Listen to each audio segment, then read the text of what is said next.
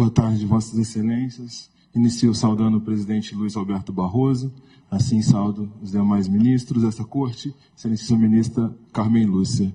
E na mesma linha do que já foi proferido nessa corte pelo Excelentíssimo Ministro Edson Fachin, saúdo a futura primeira-ministra negra que ainda verei vivo nesta corte.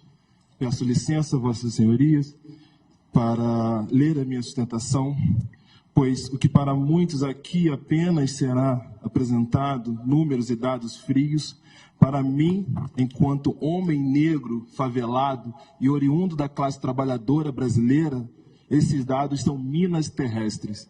Minas que eu consegui driblar e sei que dificilmente falarei disso sem me emocionar pelos que não tiveram a mesma sorte do que nós. É muito difícil, Excelências, a experiência de ser um corpo negro matável em cada esquina desse país. Na verdade, é assustador, é desesperador e é cruel. Sobretudo para nós, homens negros, que temos filhos meninos negros. A gente se assusta com a possibilidade de que eles vivam a mesma violência e crueldade que nós experimentamos. Violência policial não é um experimento democrático nesse país.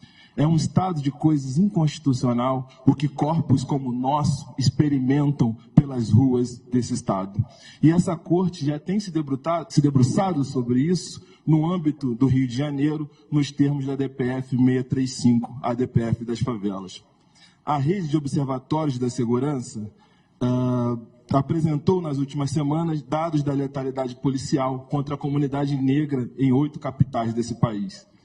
Já foi levantado nessa tribuna como nossas mães sofrem ao enterrar os seus filhos.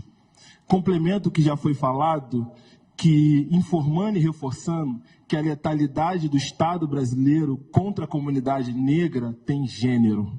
O Brasil precisa reconhecer que o corpo negro masculino é o ser matável deste país, pelo Estado ou pelo cidadão, que reconhece o desinteresse ou, quiçá, o interesse do Estado brasileiro na nossa morte.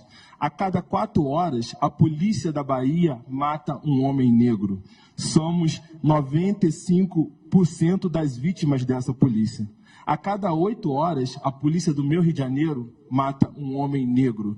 Nós somos 87% das vítimas da polícia do Estado do Rio de Janeiro.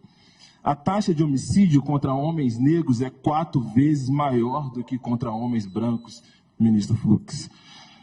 No ponto mais distante do gráfico de mortes violentas entre esses dois grupos, homens negros chegam a ter uma taxa de mortalidade de 166 mortes por 100 mil habitantes, enquanto para homens brancos esse número fica em 39 mortes por 100 mil habitantes.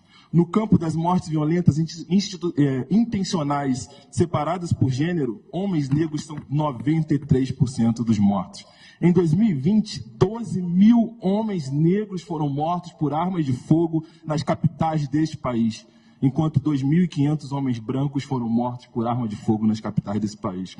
Concluo falando, e com isso reafirmo, que essa realidade, excelentíssima ministra Carmen, não cabe no conceito de democracia que me for ensinado na faculdade. Por fim, concluo falando de meninos negros e evasão escolar. Quase metade dos homens negros não concluíram o ensino médio.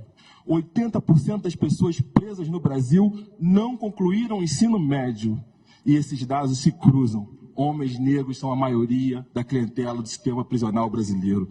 Dos 10 milhões de jovens que deixaram de frequentar a escola, 71 são meninos pretos e pardos.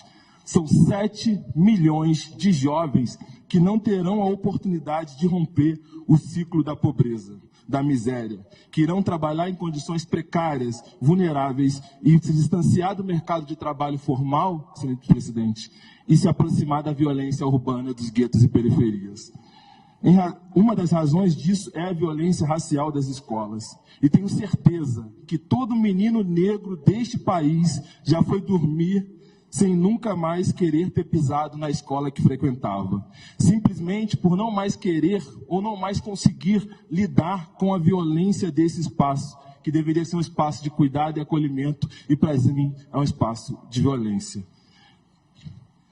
E o Estado brasileiro segue sem construir políticas públicas robustas e efetivas para enfrentar a evasão escolar de meninos negros. Mas segue exigindo que esses meninos virem homens com a mesma percepção de mundo dos homens diplomados. Por fim, reafirmo que nos regam com balas e esperam que de nós, homens negros, nasçam flores, o que é um tanto quanto impensável. Nós não somos homens, nós somos homens negros. E enquanto esse país não nos humanizar, o Brasil vai ter um grande passado pela frente, como disse Milor Fernandes.